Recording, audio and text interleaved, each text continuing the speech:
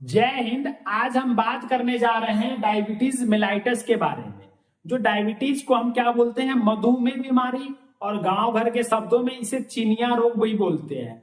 यह जो बीमारी होता है हमारे शरीर में, जब ब्लड ग्लूकोज लेवल बढ़ जाता है, हाइपरग्लाइसीमिया का कंडीशन कहलाता है। यानी कि जब आपके शरीर में ज्यादा अधिक जो ब्लड में ग्लूकोज का लेवल बढ़ जाना, चीनी का लेवल बढ़ जाना, तो वही क्या कहलाता है, डायबिटीज कहलाता है। यानी डायबिटीज मेलाइटस यानी मधुमेह। इसको मधुमेह भी बोलते हैं। क्या बोलते हैं? मधुमेह। यही मधुमेह टॉपिक है। तो इसके हम सारे कॉजेस के बारे में जानेंगे, इसके सिम्टम्स के बारे में जानेंगे। यदि किसी व्यक्ति को हो जाता है तो क्या क्या लक्षण दिखाई पड़ता है, क्या क्या सिम्टम्स देखने को मिलता है, इसको कैसे मतलब कि ट्रीट किया जाता है, प्रिवेंट किया जाता है, यानी कि क्या क्या मेडिसिन लिए जाते हैं और कैसे इससे बचा जा सकता है। उसके बाद क्या कौन कौन से टेस्ट करवाए जाते हैं। तो ये सारा कुछ इंफॉर्मेशन आज हमको आपको बताने वाले हैं। तो सबसे पहले देखिए डायबिटीज क्या होता है। Diabetes is a condition that happens when your blood sugar is too high. पहले ही बताया कि जब ब्लड शुगर जो ग्लूकोज है वो बढ़ जाता है, it develops when pancreas does not make enough insulin. अब ये कब ज्यादा बढ़ जाता है? जब देखिए अगर हमारे शरीर में ज्यादा ब्लड शुगर अगर बनता है तो उसको पेनक्रियाज से एक इंसुलिन यानी हार्मोन सेक्रेट होती है, और वो क्या करता है, जो ग्लूकोज लेवल को, जो ब्लड में ग्लूकोज लेवल है उसको कम करने का काम करता है पेनक्रियाज। लेकिन जब पेनक्रियाज डैमेज हो जाएगा तो वो प्रॉपर इंसुलिन नहीं सेक्रेट करेगा, इसलिए ग्लूकोज लेवल बढ़ जाएगा। तो वही कारण है कि जब when it develops when pancreas does not make enough insulin or any at all, or body isn't responding to the effects of insulin properly, diabetes affects people of all ages. It means मैं पहले ही बताया कि जब pancreas या तो खराब हो गया है, इंसुलिन प्रॉपर सेक्रेट करने में सक्षम नहीं है, उससे इंसुलिन प्रॉपर सेक्रेट नहीं होता है, या इंसुलिन लेवल का कम हो जाना, उससे जब ही इंसुलिन लेवल कमेगा तो blood sugar level automatic increase करेगा। जब हमारा इंसुलिन प्रॉपर था तो ब्लड शुगर को मेंटेन करके रखता है, क्योंकि जो बॉडी होता है, जो हम शुगर इंटेक करते हैं, जो भी ग्लूकोज इंटेक करते हैं, वो हमारे सेल्स को मतलब कि सेल्स में ट्रांसफर हो जाता है और इंसुलिन उसको कम करने का काम करता है। लेकिन जब इंसुलिन ही नहीं रहेगा तो ब्लड ग्लूकोज लेवल क्या होता है, बढ़ जाता है, वही डायबिटीज कहलाता है। देखिए diabetes is a chronic disease and is a group of metabolic disorder characterised by high level of sugar in blood, hyperglycaemia. ये दो डेफिनेशन इसलिए मैंने लिखा क्योंकि एग्जाम में आप दो डेफिनेशन लिखना इंपोर्टेंट होता है। सेम है वही। देन टाइप्स ऑफ डायबिटीज, कौन कौन से टाइप्स होते हैं डायबिटीज के? Type 1 diabetes, type 2 diabetes, gestational diabetes, और क्या है अदर में न्यूनेटल और मोडी डायबिटीज। तो ये टाइप्स है। देखिए आप लोग साथ साथ लिखते भी चलिए, जिससे कि देखिए साथ स्क्रीनशॉट ले लीजिए, फिर हम इसको हम एक्सप्लेन भी करते चलते हैं। स्क्रीनशॉट ले लीजिए। देखिए टाइप 1 जो डायबिटीज है, ये टाइप 1 डायबिटीज। टाइप 1 डायबिटीज का क्या नाम है? Insulin dependent diabetes. इसको हम इंसुलिन डिपेंडेंट डायबिटीज बोलते हैं। जो टाइप 1 डायबिटीज है,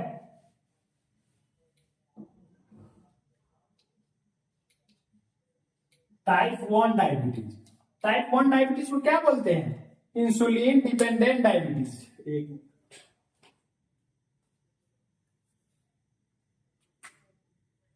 टाइप 1 डायबिटीज को क्या बोलते हैं? Insulin dependent diabetes mellitus. Insulin dependent diabetes mellitus. यह जो टाइप 1 डायबिटीज है, यह मेनली किसमें होता है? मेनली चिल्ड्रेन में होता है। किसमें होता है? बच्चों में ज्यादातर होता है। ये किसके कारण कॉज होता है?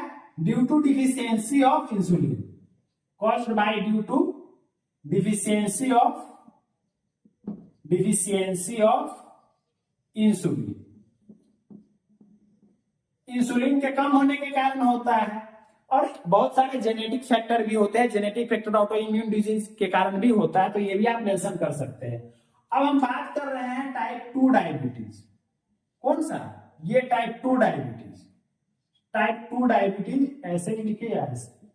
टाइप 2 डायबिटीज के बारे में हम जानते हैं। यह जो डायबिटीज होता है यह क्या है? नॉन इंसुलिन डिपेंडेंट डायबिटीज होता है। Non insulin dependent diabetes mellitus. आप लोग लिख लीजिएगा। यह मेनली अफेक्ट क्या करता है? जो एडल्ट होता है, एडल्ट लोगों में ये ज्यादा मिलता है। कौन? जो टाइप 2 डायबिटीज है। और ये किसके कारण होता है? ये due to deficiency of ADH hormone. Deficiency of ADH, sorry इसमें एडीएच नहीं होगा, ये resistance by the body, caused by resistance by the body. Then उसके बाद नेक्स्ट है हमारा gestational diabetes. Gestational diabetes mainly जो अपियर होता है वो प्रेग्नेंट वोमेन में होता है। जब देखिए अगर कोई भी फीमेल है, उसका पहले से कोई भी डायबिटीज का वो मतलब कि पेशेंट नहीं है, पहले से किसी भी तरह का उसको डायबिटीज की बीमारी नहीं थी, लेकिन जब प्रेगनेंसी कंज्यूम करती है तो उस कंडीशन में उसका जो डायबिटीज है, ब्लड शुगर लेवल है, वो इंक्रीज होने लगता है। लेकिन फिर आफ्टर डिलीवरी फिर उसका जो डायबिटीज है वो कम होने लगता है, ब्लड शुगर लेवल कम होने लगता है ऑटोमेटिक। तो ये गैस्ट्रेशनल है। अब जो है अदर में एक न्यूनेटल डायबिटीज है। तो न्यूनेटल से आपको पता चल गया क्या कि बच्चों में होने वाला डायबिटीज को न्यूनेटल डायबिटीज बोलते हैं। उसके बाद एक है मोडी। जो मोडी डायबिटीज है, MODY, मोडी डायबिटीज क्या है? मैच्योरिटी, क्या है? मैच्योरिटी onset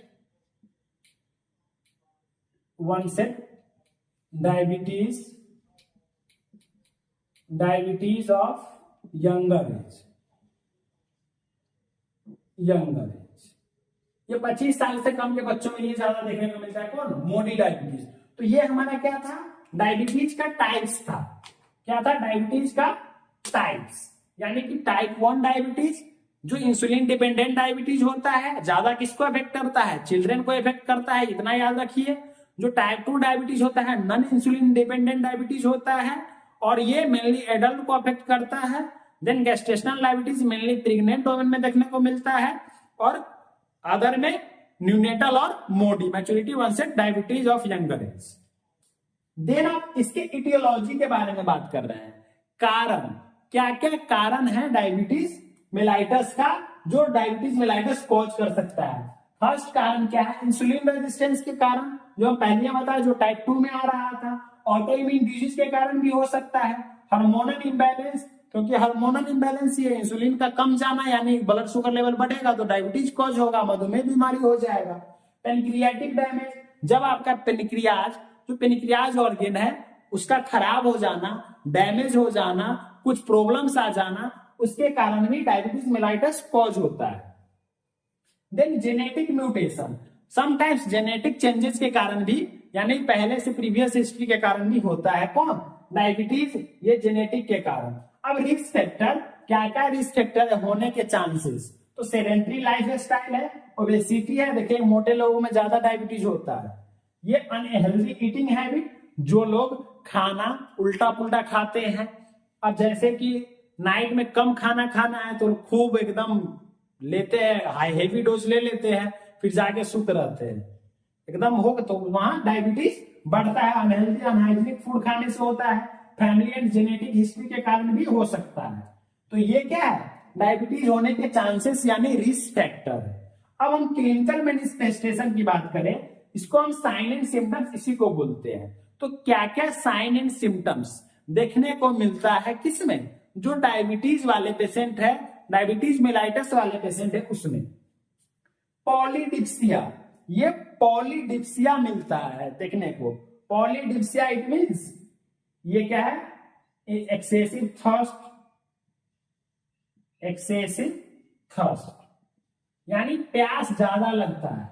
जो डायबिटीज वाले व्यक्ति होंगे उसको क्या लगेगा, ज्यादा प्यास लगेगा, पानी पीने की इच्छा ज्यादा करेगी, ज्यादा पानी पिएगा।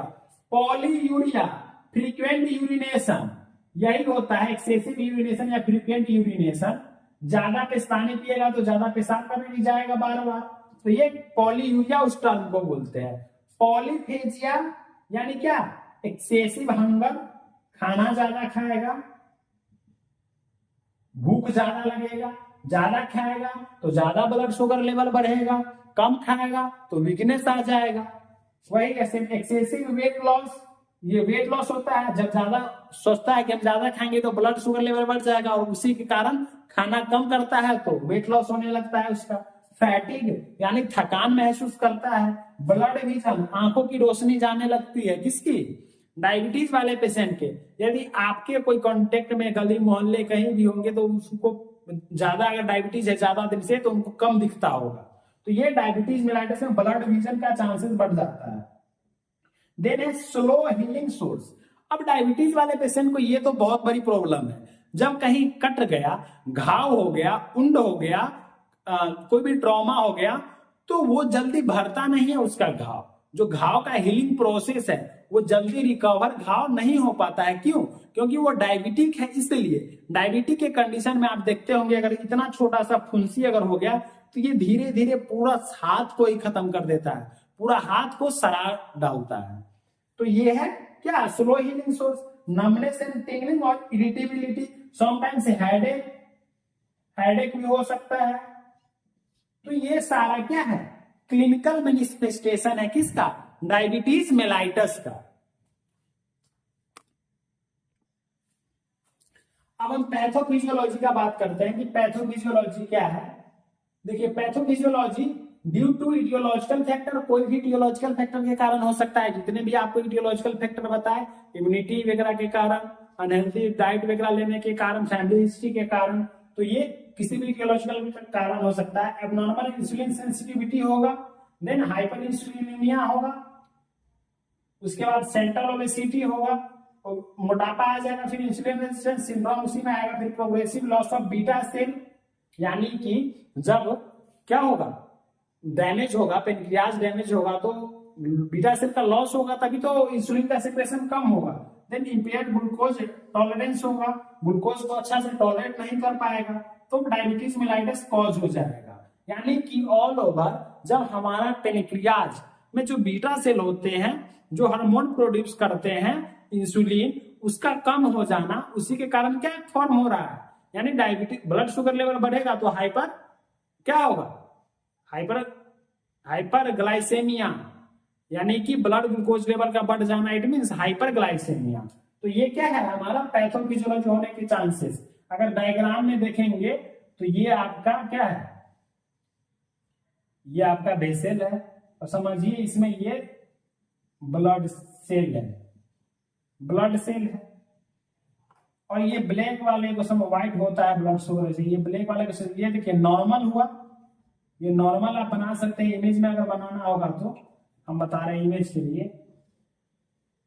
और ब्लड शुगर के कंडीशन में ये क्या है, ये नॉर्मल ब्लड शुगर है। अब जब बढ़ जाएगा, इसमें बढ़ जाएगा तो ये ब्लड शुगर लेवल क्या है, ये बढ़ गया है, यानी डायबिटिक है। डायबिटिक पेशेंट में ऐसा देखने को मिलेगा, यानी इसमें ज्यादा ब्लड शुगर लेवल मिलेगा देखने को। तो ब्लड शुगर को डिटेक्ट के लिए कुछ टेस्ट किए जाते हैं। कौन कौन से टेस्ट किए जाते हैं वो भी देख लीजिए आप, क्योंकि टेस्ट बहुत इंपॉर्टेंट है। अब टेस्ट में हिस्ट्री कलेक्शन, यानी हिस्ट्री कलेक्शन मोस्ट इंपोर्टेंट होता है। पूरे पेशेंट का हिस्ट्री लेना, देन फिजिकल एग्जामिनेशन करना, ब्लड टेस्ट में पूरा सीबीसी या सीबीपी कंप्लीट ब्लड पिक्चर लेना करना, फिर फास्ट ब्लड शुगर काउंट करना, आरबीएस चेक करना, जो ग्लूकोमीटर टेस्ट से हम आरबीएस काउंट करते हैं कितना mg/dl होना चाहिए, फिर थायराइड टेस्ट करना, लिपिड टेस्ट करते हैं, आई टेस्ट भी करते हैं क्योंकि आई की रोशनी जाने लगती है डायबिटिक वाले पेशेंट को। फिर लीवर फंक्शन टेस्ट करते हैं, renal function test, chest x-ray sometime करते हैं और इको भी करते हैं। तो ये डायग्नोस्टिक इवैल्यूएशन है किसके लिए? डायबिटिक वाले पेशेंट के लिए हम ये सारे टेस्ट परफॉर्म करते हैं। अब जिसको डायबिटिक हो जाता है तो अगर वो सही समय पर ट्रीट नहीं करवाएगा तो बहुत सारे कॉम्प्लिकेशन देखने को मिल सकते हैं उस पेशेंट में। अब ज्यादातर देखते होंगे कि डायबिटिक वाले पेशेंट को हार्ट प्रॉब्लम की समस्या हो जाती है, किडनी प्रॉब्लम की समस्या होने लगती है। तो यही है, जैसे कि कोरोनरी आर्टरी डिजीज हो जाएगी। अब ज्यादा इंसुलिन का सेक्रेशन होगा तो हमारा कोरोनरी आर्टरी में भी क्या होगा, जो लिपिड का डिपोजिशन होना स्टार्ट हो जाएगा तो वहां सीएडी फॉर्म होने लगेगा। समटाइम हार्ट अटैक के कंडीशन भी बढ़ जाते हैं या हार्ट स्ट्रोक भी हो सकता है। डायबिटीज रेटिनोपैथी हो सकता है, न्यूरोपैथी हो सकता है, ब्लड वेसल डिजीज हो सकता है, एथेरोस्क्लेरोसिस हो सकता है, किडनी डिजीज भी होगा, समटाइम डिमेंशिया और नर्व डैमेज। तो ये इतने सारे कॉम्प्लिकेशन किसको होंगे? जो डायबिटीज का सही समय पर उपचार नहीं कराएगा उनको। तो ये और सारे कॉम्प्लिकेशन है इसमें। अब इसको ट्रीट कैसे किया जाता है, स्क्रीनशॉट ले लीजिए आप लोग। एसएस, अब हम बात कर रहे हैं इसका ट्रीटमेंट के बारे में, यानी मेडिकल मैनेजमेंट के बारे में। क्या मैनेजमेंट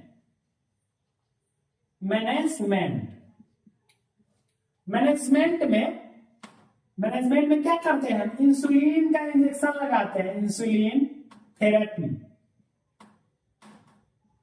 इंसुलिन थेरेपी क्यों देते हैं? क्योंकि आर्टिफिशियल इंसुलिन इसलिए देते हैं कि जो हमारे शरीर में एक्सेसिव ब्लड ग्लूकोज लेवल बढ़ रहा है उससे फाइट करे, उसको कम करे, ज्यादा जो आरबीएस है, सॉरी शुगर लेवल है उसको डिक्रीज करे।